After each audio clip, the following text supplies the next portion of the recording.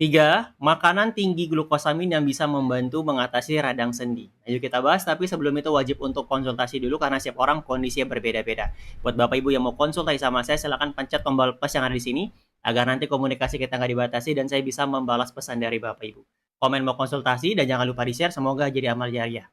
Bapak Ibu sekalian, glukosamin ini kita butuhkan karena dia sebagai pelumas untuk melapisi persendian. Nah, kalau misalkan pelumasnya ini mulai terkikis atau mulai berkurang, makanya muncul keluhan persendian, merasakan adanya rasa nyeri, adanya peradangan di situ. Makanya kita butuhkan glukosamin.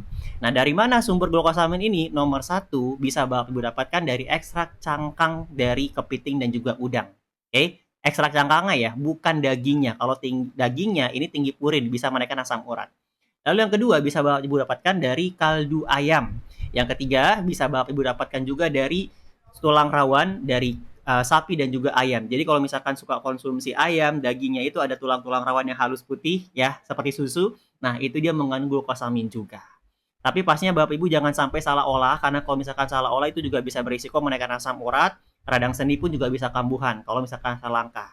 Nah, kalau misalkan Bapak Ibu repot dan lain sebagainya pun bisa dicukupi dari sumber yang lain yang kita kenal istilah dengan suplementasi atau makanan tambahan. Oke, nutrisi yang saya rekomendasikan adalah nutrisi glukosamin sebagai salah satunya. Tapi di luar sana juga banyak, oke, banyak merek dan lain sebagainya, banyak sekali. Dan saya yakin juga Bapak Ibu sudah mencari glukosamin. Tapi Bapak Ibu sekalian, perlu Bapak Ibu pahami, glukosamin ini sebagai nutrisi tambahan. Tubuh kita itu punya mekanisme 3 untuk menyembuhkan. Jadi buat yang nggak mau ketergantungan sama obat, bisa Bapak Ibu lakukan fokus ke 3 langkah ini.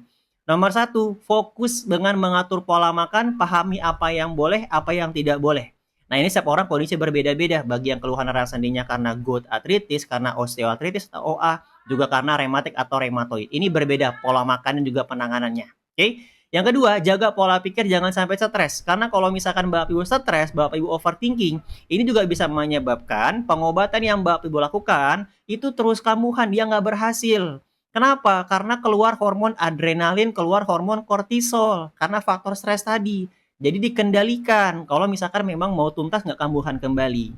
Yang ketiga, bisa dilakukan dengan cara penuhi kebutuhan nutrisi harian dengan suplementasi kalau misalkan dari pola makan keseharian itu nggak cukup yang tadi saya jelaskan. Kalau misalkan dengan mau mengandalkan pola makan, bisa dengan konsumsi sumsum tulang dari sapi, dari ayam, lalu juga kaldu ayam, dan juga dari ekstrak cangkang. Nah, kalau misalkan repot, baru yang ketiga dengan suplementasi. Ini yang bisa Bapak Ibu lakukan. Setiap orang kondisinya berbeda-beda, silakan dikonsultasikan kembali. Saya mendampingi pasien, memang ada nutrisi yang saya resepi. Kalau Bapak Ibu berkenan, mau saya dampingi program pendampingan saya dengan pemberian nutrisi dan juga pola makan yang tepat seperti apa, dan dengan langkah-langkah seperti terapi pola pikir dan juga bimbingan aktivitas fisiknya, silakan nanti bisa konsultasikan sama saya.